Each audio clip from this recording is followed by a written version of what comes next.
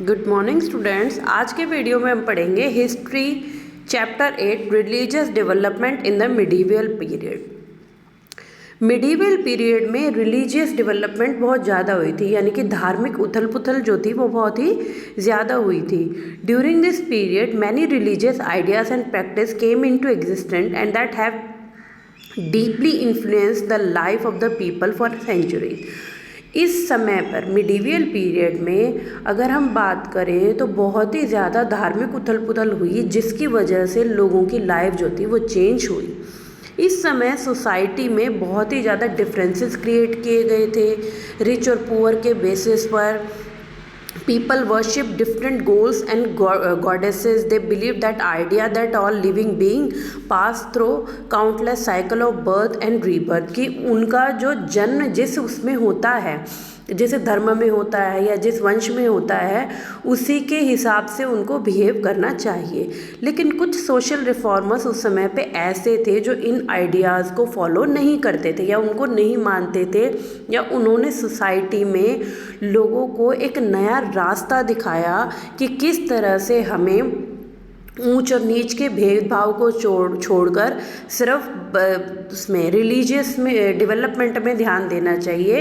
It means भगवान की प्रार्थना में ही ध्यान देना चाहिए। The social order had many unequal social caste, the lower caste were oppressed by the upper caste. जितने भी लोअर कास्ट के लोग थे वो बुरी तरह से शोषण का शिकार होते थे अपर कास्ट के पीपल्स के थ्रू, जिससे सोसाइटी में अलग ही तरह के डिफरेंसेस जो हैं वो क्रिएट हो चुके थे।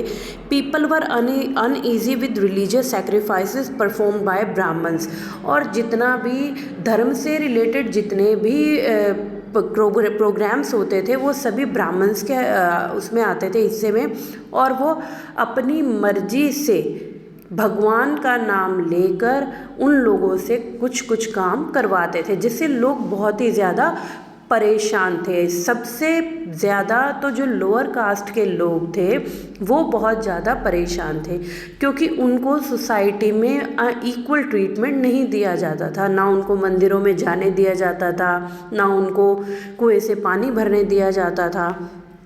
अब इसी के चलते शुरू हुई उस समय पर bhakti movement. Bhakti means a person's loving devotion to his और her chosen deity. It comes from the Sanskrit word bhaj meaning to divide और share।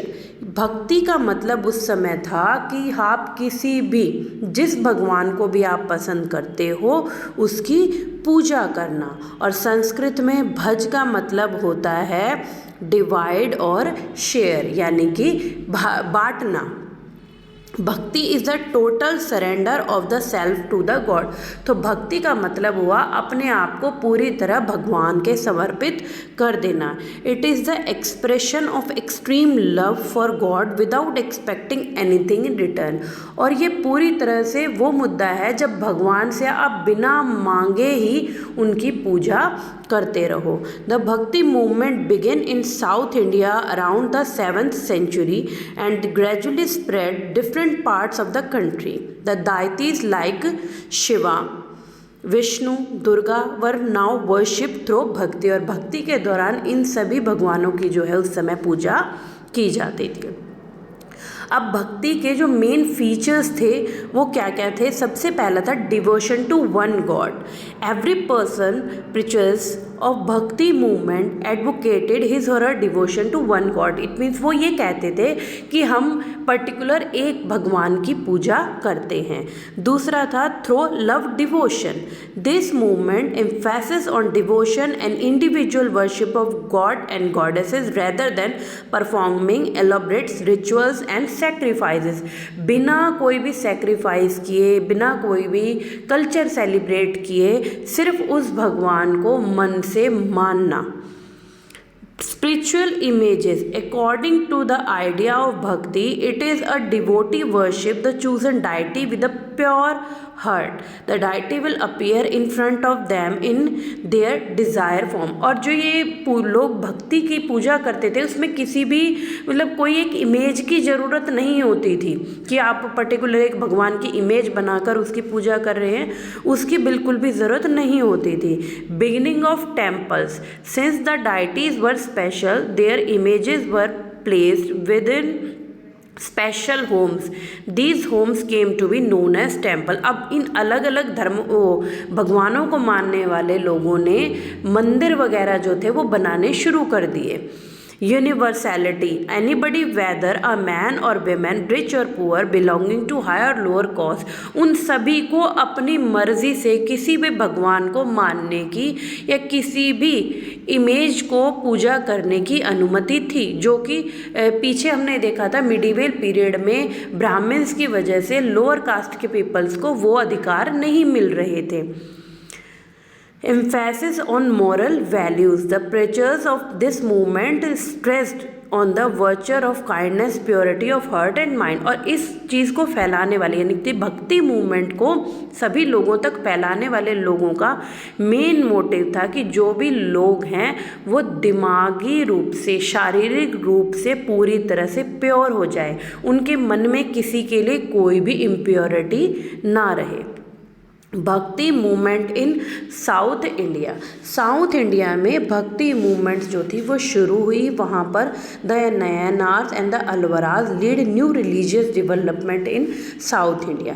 नयनार्स जो थे leaders who were devotee of Shiva, ये जिन भगवान की पूजा करते थे उसी के अकॉर्डिंग इनको नाम दिया गया. तो शिव भगवान की पूजा करने वालों को नयनार्स कहा गया. Sant were devoted to Lord Shiva while the Alvars those who were immersed in devotion of Vishnu. वो लोग जो भगवान शिव की पूजा करते थे उनको नयनाराज कहा जाता था और जो भगवान विष्णु की पूजा करते थे उनको अलवराज कहा जाता था. अब है सम फिलोसफर्स ऑफ इंडिया.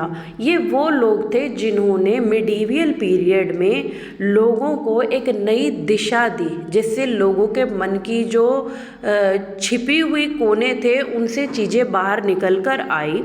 सबसे पहले थे शंकराचार्य.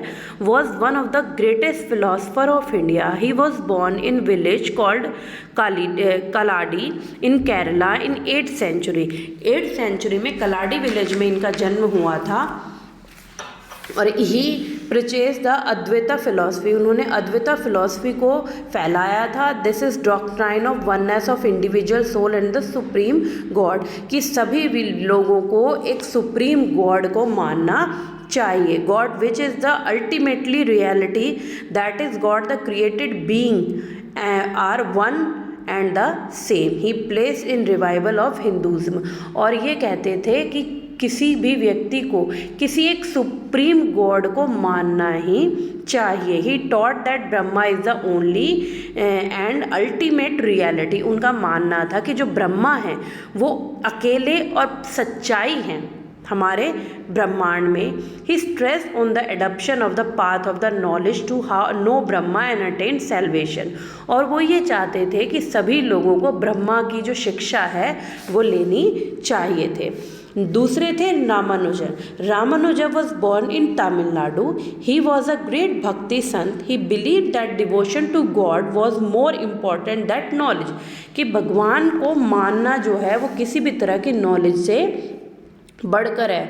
ही was deeply influenced by the अलवराज.